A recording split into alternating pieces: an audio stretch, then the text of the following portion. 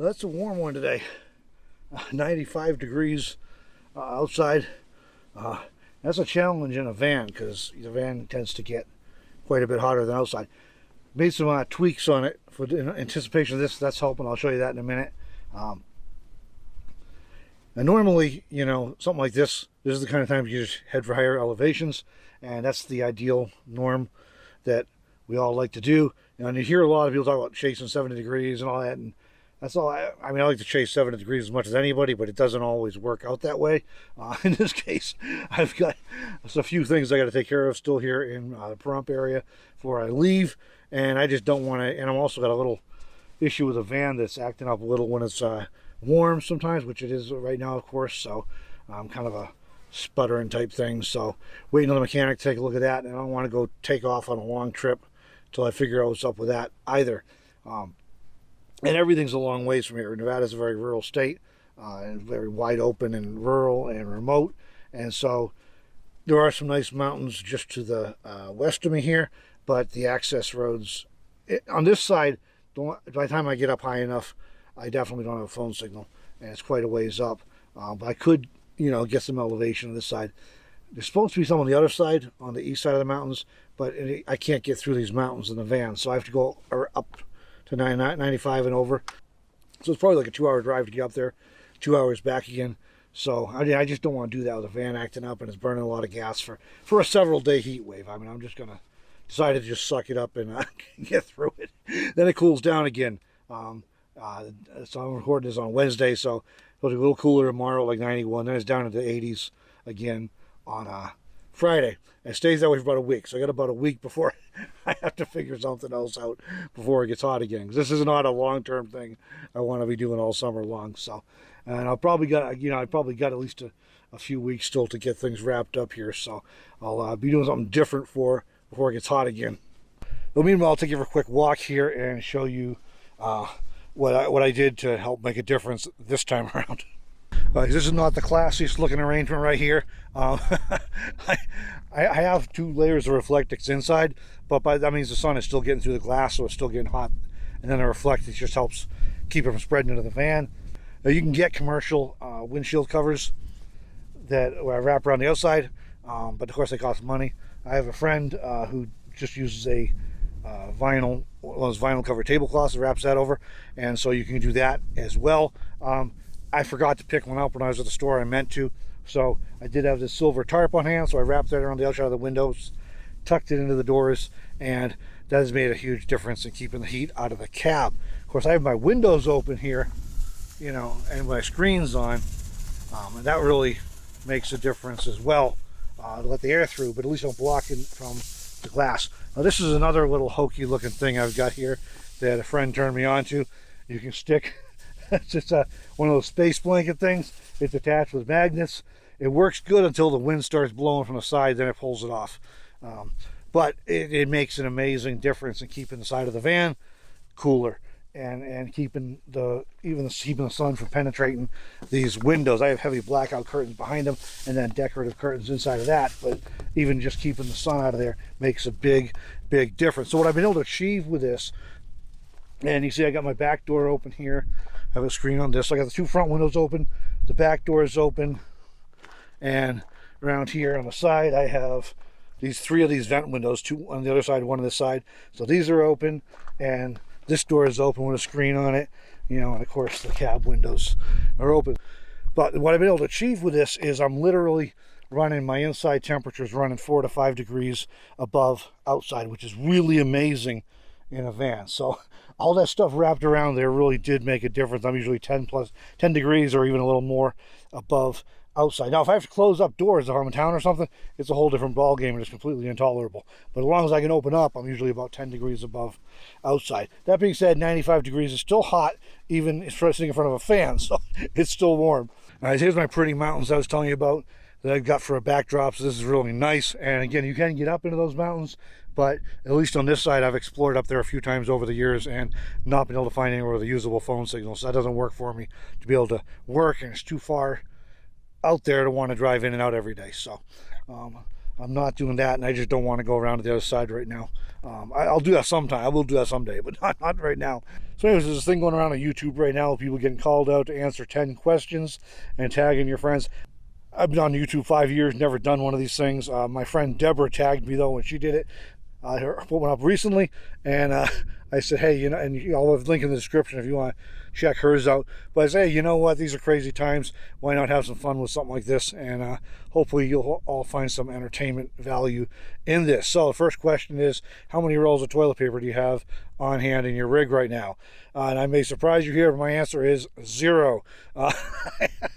Now, part of that is because nobody can find toilet paper, paper towels, or anything else. But the other issue is that as a minimalist and with limited space in a van, I tend to try and do things that are multi-purpose and serve multiple, uses. So yeah, I try and use paper products I use for everything, and so some good quality soft paper towels are my choice for basically everything, because then I just have to carry one product on hand. And if you get unless you're like got a cold and you're blowing your nose all day, how many times do you need a Kleenex, or and then I use the paper towels for napkins, so I don't have to carry napkins separate, and so yeah, it just makes it easier that way.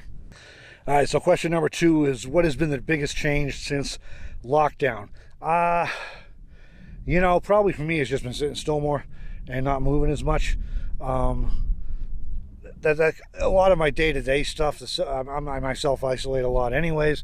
I spend a lot of time out in the desert or in the forest alone, so those things just really haven't changed all that much for me. So it's really probably more the just needing to not travel as much and go to as many places. Number 3, where am I currently parked? I am in the Mojave Desert in southern Nevada. And number 4, what have I gone without recently? I don't think it's been so much a matter of going without anything as it is having to sometimes ration things or be creative for other solutions. But I don't really, there have been times when I went into a store and couldn't find much of anything and I had to go back a day or two later. But I don't think I've really I've been rationing paper towels, rationing hand sanitizer. I now finally got some stuff to make my own, so at least I have a good stock of that again now. Paper towels are still in short supply, so I did buy, that might be the worst thing for me. So last week I did buy a big package of cheap washcloths, figuring I can start using those for a lot of things I use paper towels for. Not everything maybe, but a lot of the things. And then I can wash them when I do laundry, and that way kind of stretch it out a little bit. I like those Via paper towels. They're really soft, really good quality. And I can go usually about a week on a roll of them. So, sometimes a little more or less. So you're talking $2 for a week. That's really pretty reasonable for all of my paper goods. So that's probably be the one that I, more than anything, that I would say was going without right now. Number 5, what are you most grateful for? Obviously, everybody's got to say health these days, because that's front and center on most of our minds with everything going on. But beyond that, this may sound funny, but I'm going to say technology. The reason for that is that technology allows me to do my job and build my business out in the middle of nowhere, working remotely, self-isolating, so I can keep on going with a lot of things just like normal right now in the face of everything that's going on. And beyond that, though, the other thing that's important with technology is it makes it very easy for me to stay in touch with family and friends, loved ones. So that's really important to me as well. And technology makes that not only possible, but quite a bit easier than it would be even just a few years ago. All right, number 6, what do you miss the most? This might be a little bit of a toss-up. I'm not sure which one I put. Probably there's 2 that are very close tie.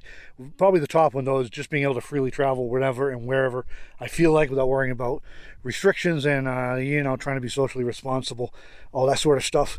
The other one, though, will probably just be the ability to reliably go into the store and pick up whatever supplies I need as I need them, so I can replenish once or twice a week and not need to always be thinking about, is this product going to be available next time I'm here? Do I have enough of this product to get through? Is this about to run out? That kind of creates a whole different level of stress when it comes to supplies. And so it would be nice to be able to go back to just knowing that basic supplies were readily available everywhere. Number 7, how long has it been since you've been at a campsite? Well, if you're talking strictly in a broad sense of campsite, I'm at one now. If you're thinking as a campsite like an established campground or something like that, that probably was like in December, I think, maybe. after Deborah's meetup in Quartzsite, there was a group of us went over to over into a BLM campground in California. I think that was the last actual established campground I stayed at. I could be missing one, but I think that's it. Number 8 favorite quarantine food. It's probably going to be a toss-up between burgers or chicken breast on the grill.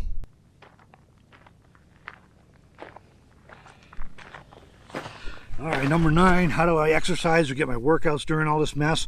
Well, I'm out doing it now. I just go for a walk. With a heat wave, I'm doing that a little less than I would like to do, but basically I go for a walk and explore the wilderness to see what I can find out here. All right, number 10, what was or will be your pandemic panic purchase? I wouldn't really describe it as a panic purchase.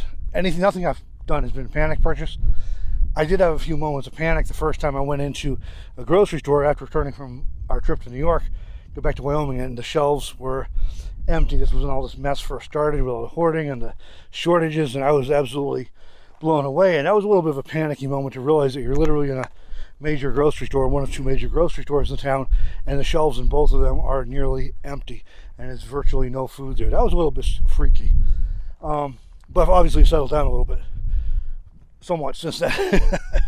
But probably the thing that's the purchase has been motivated by this for me the most has been that I'm just trying to stock up on food and water, not hoarding, not being ridiculous. I'm trying to get at least a couple weeks supply put in so that, you know, whether it's this thing happens again, there's more food shortages or supply shortages, or something else happens and causes these shortages, or, you know, if I just were to be sick and need to be holed up for a week or two, I want to make sure I have enough supplies on hand to do that, and I do not want to be dependent on needing to get supplies twice a week like I'd been doing in the past. So that's probably my biggest change since all of this.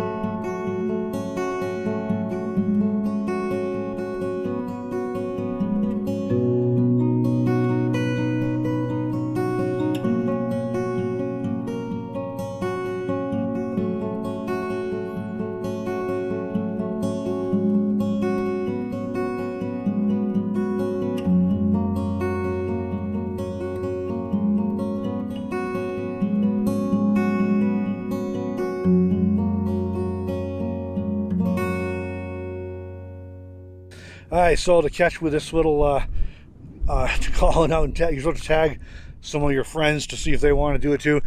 I haven't done an exhaustive search, but I know a lot of the people I know who actually are on YouTube have already either done this video or been tagged to do this video. So here's what I'm going to do. Maybe cheating a little bit, but hey, you know, this is my video, my channel, so here's what I'm doing. If you're watching this video and you have a YouTube channel or you have a blog, or I don't know, you have an Instagram page or Facebook page, whatever, if you think this sounds like a fun project, go ahead and consider yourself tagged. Leave me a comment and let me know if you joined the challenge so I can check it out what you had to say. All right, thanks everybody. We will see you in the next video.